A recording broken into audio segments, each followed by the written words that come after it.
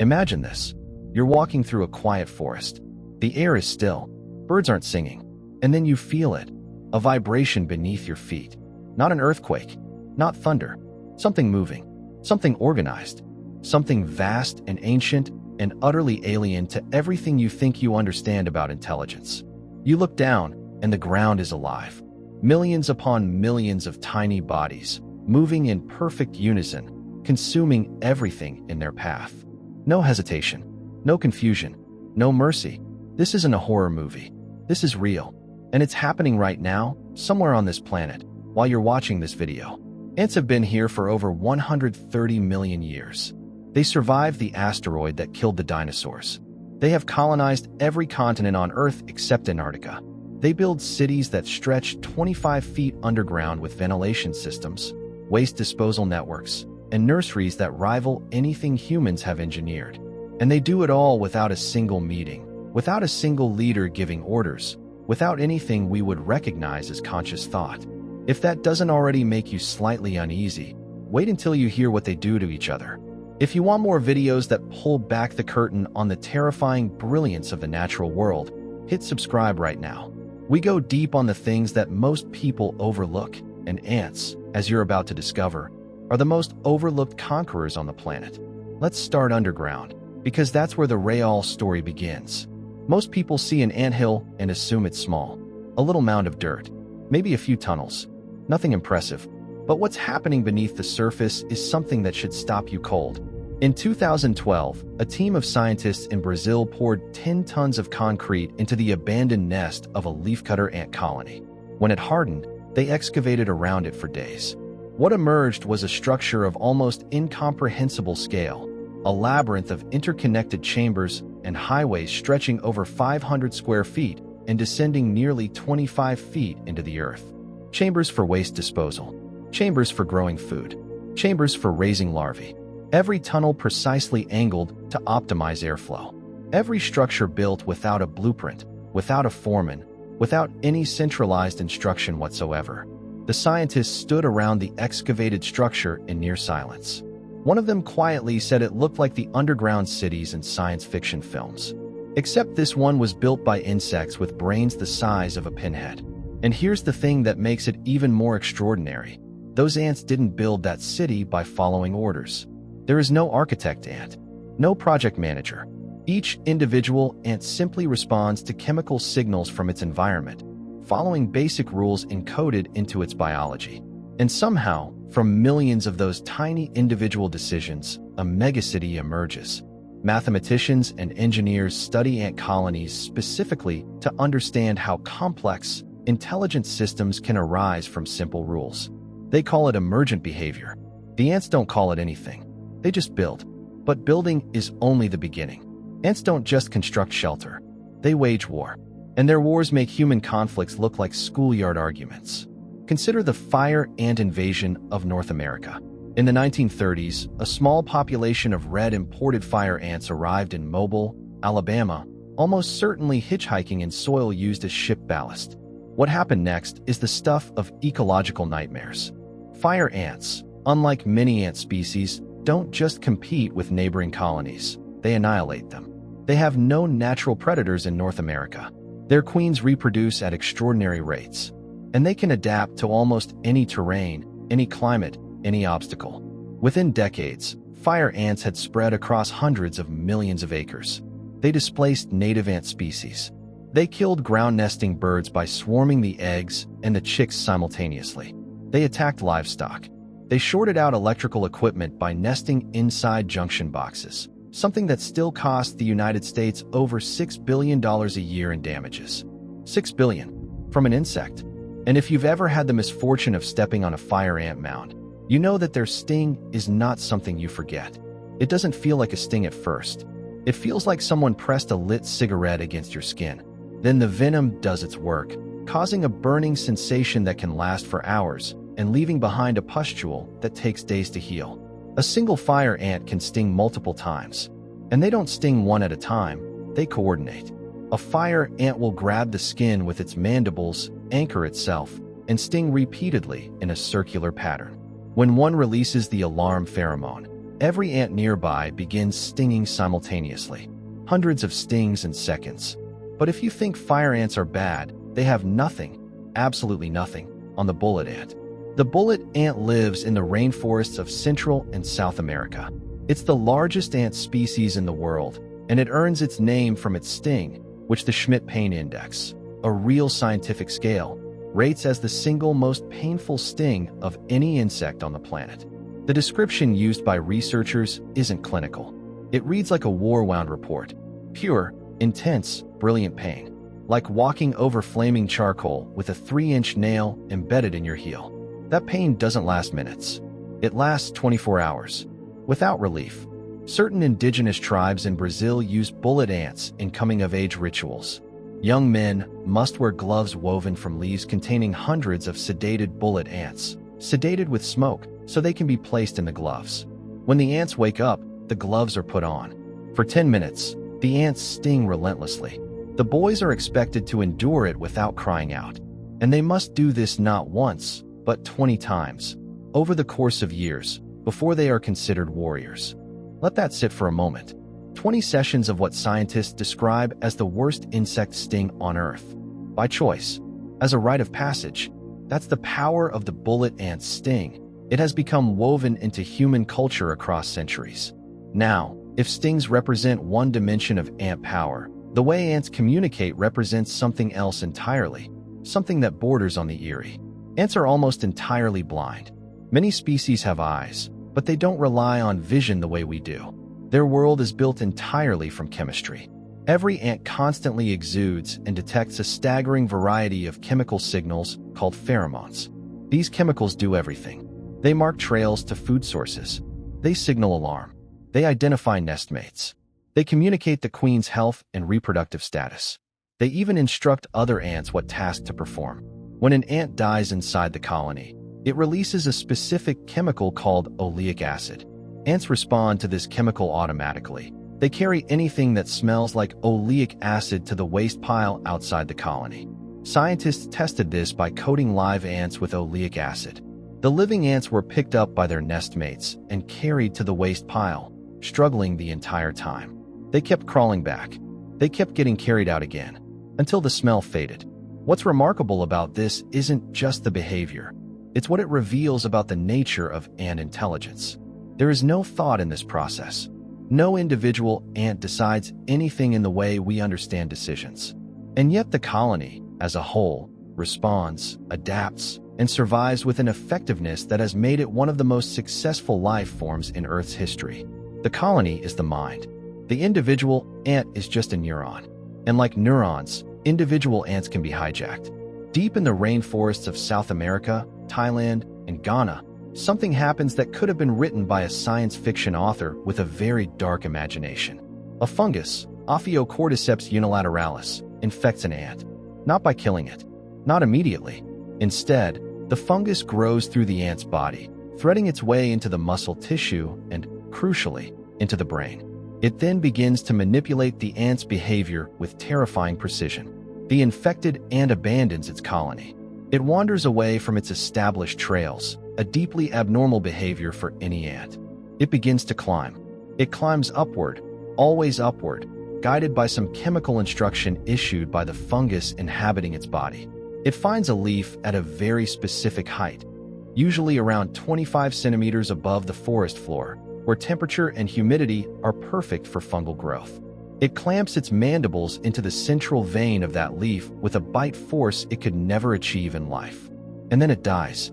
The fungus then erupts from the back of the ant's head, growing a stalk that eventually bursts open and rains spores down onto the forest floor below, directly onto the trails used by other ants. The ant did not choose any of this. It was a vehicle, a puppet, a biological delivery system for something that needed a very specific place, at a very specific height, to reproduce. What's even more unsettling is what happens in heavily infected areas.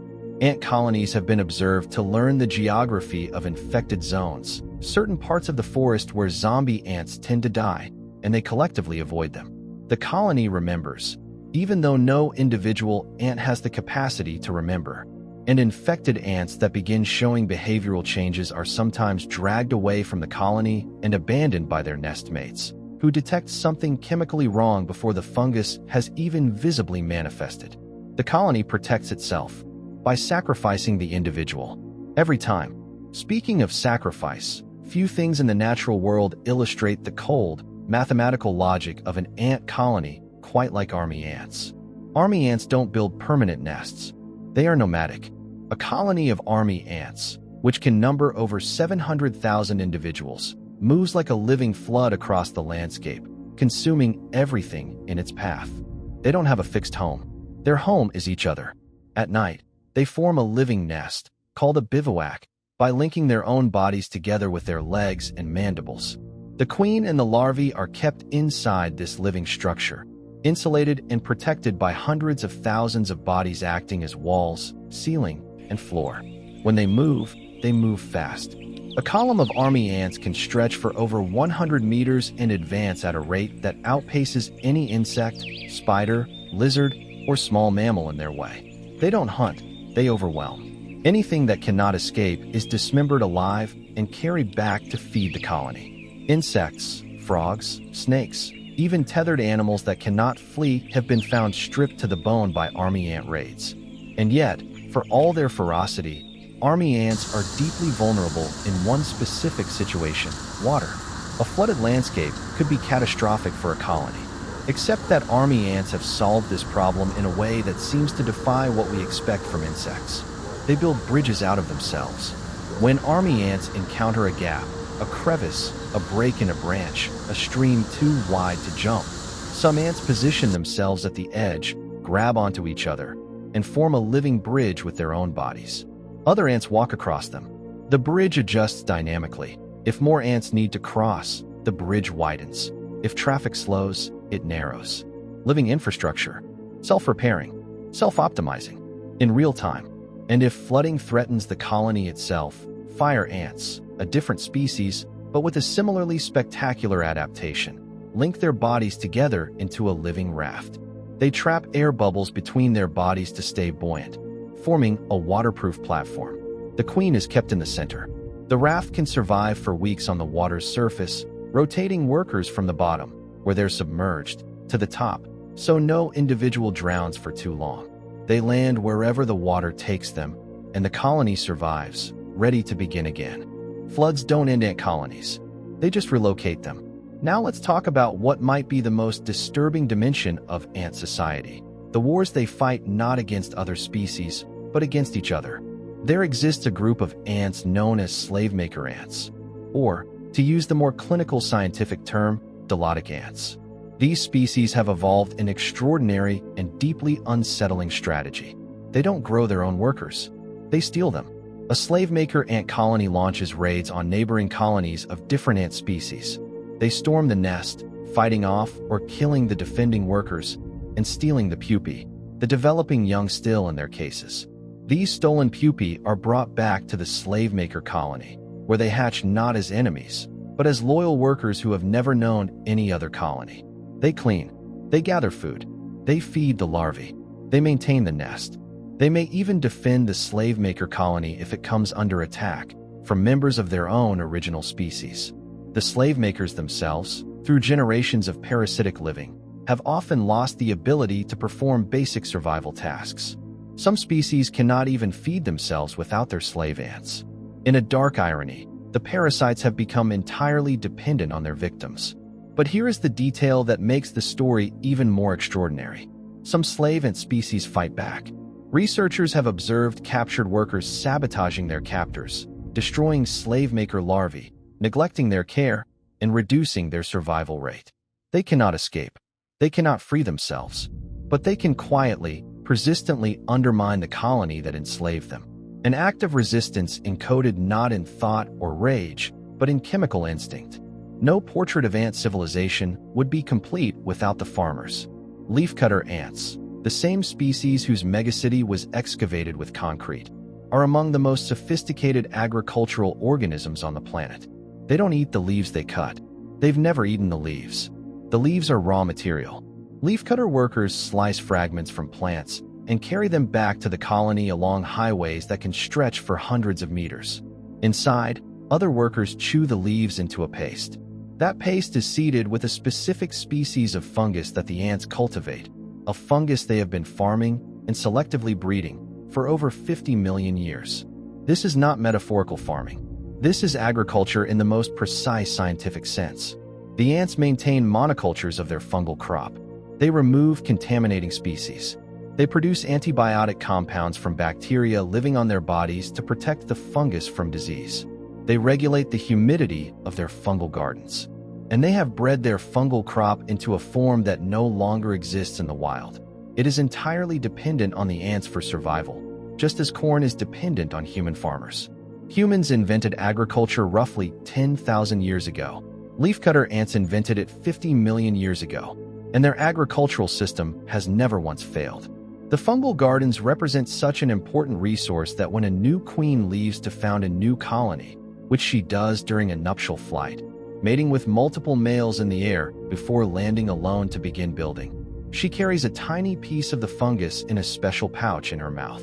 The first thing she does after digging her founding chamber is plant that fungal cutting and begin growing a garden.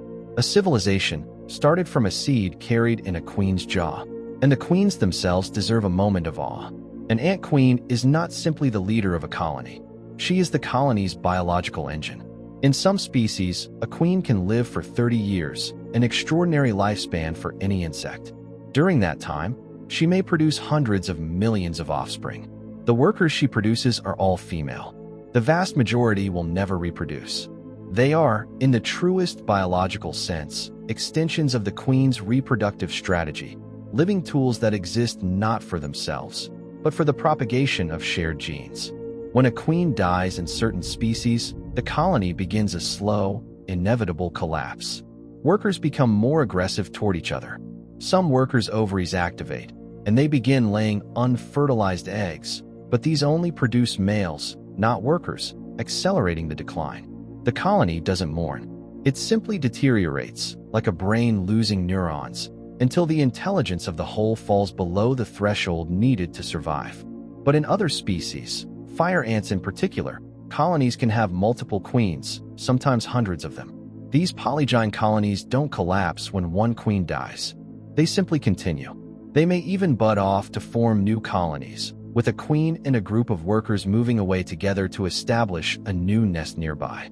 In areas where polygyne fire ant colonies dominate, the ground can be almost entirely colonized, hundreds of interconnected or neighboring nests sharing territory in ways that look less like competition and more like a distributed empire. That word, empire, is not an exaggeration when you look at the Argentine ant. The Argentine ant is perhaps the most successful invasive species in the history of the world. Native to South America, it has spread across 6 continents and established what scientists have identified as a global supercolony. A single interconnected supercolony, called the Large Californian Supercolony, stretches over 900 kilometers along the coast of California. A related supercolony dominates much of coastal Europe. A third covers much of the Japanese coast. Here is the extraordinary part. Argentine ants from California were taken and introduced to ants from Europe and Japan. They didn't fight. They recognized each other as nestmates, performing the grooming and food-sharing behaviors that ants normally only show to members of their own colony. Thousands of kilometers apart, separated by oceans, with no direct contact. And yet, chemically, genetically, they recognized each other as family. Scientists believe this is because Argentine ants went through a severe genetic bottleneck during their global spread, all descended from a small founding population. Their chemical signatures are nearly identical worldwide. The result is, effectively, a single colony that spans the globe. Billions of individuals. One identity. If you scaled that up to human terms, it would be as though every human being on Earth belonged to a single nation, with no borders, no wars, no tribal conflict, all recognizing each other as family without a single conversation or agreement.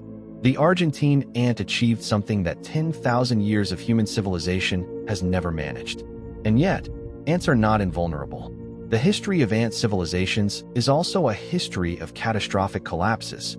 The very thing that makes ant colonies powerful, their chemical communication, their uniform identity, can also be exploited.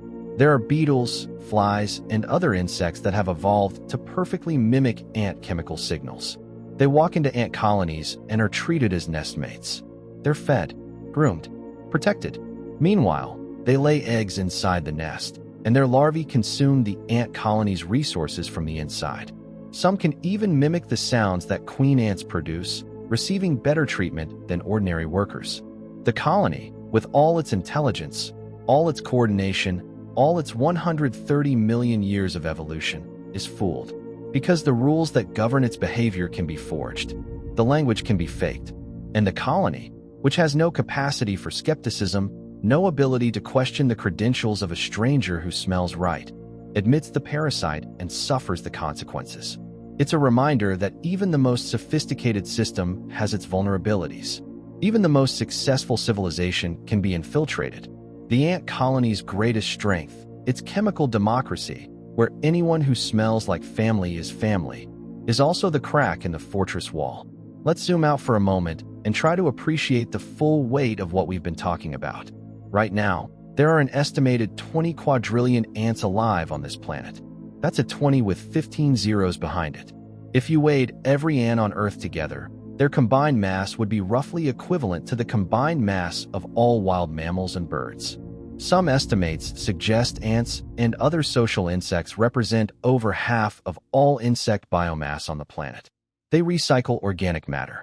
They aerate soil. They pollinate plants. They control pest populations. In many ecosystems, if you remove the ants, the entire structure would collapse within years. They are not a curiosity. They are infrastructure. And they have been doing this, building, farming, warring, cooperating, since before our species existed, before our genus existed, before our entire primate lineage had diverged from the rest of the mammals. When the first ants evolved from wasp-like ancestors over 130 million years ago, the continents were arranged differently. Flowers had only recently appeared in evolutionary history. Dinosaurs still dominated the land. The ants outlasted the dinosaurs. They will almost certainly outlast us. Because what makes ants terrifying, in the most profound sense of that word, is not any individual capability. It's not the sting of the bullet ant or the raids of the army ant or the zombie spores of the Ophiocordyceps fungus. It's the totality.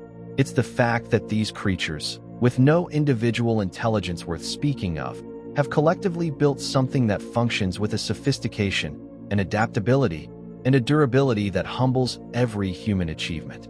Every skyscraper we've built has been standing for decades at most. Ant civilizations have been running, continuously, for millions of years. Every human empire in history has eventually fallen, to war, to climate, to disease, to internal collapse. Ant colonies have faced all of those same threats, on every continent, for every million years of their existence. And they are still here. We call ourselves the dominant species on this planet. But if dominance is measured by biomass, by geographic range, by ecological importance, by longevity, by any metric that doesn't begin and end with self-regard, then we are not the dominant species. They are. They were here before us. They will be here long after us. And in the meantime, beneath your feet, in the walls of your home, in the parks and the forests and the deserts and the fields, the empire continues. Expanding, adapting, enduring. The ants don't need to notice us, but perhaps it's time we started paying attention to them.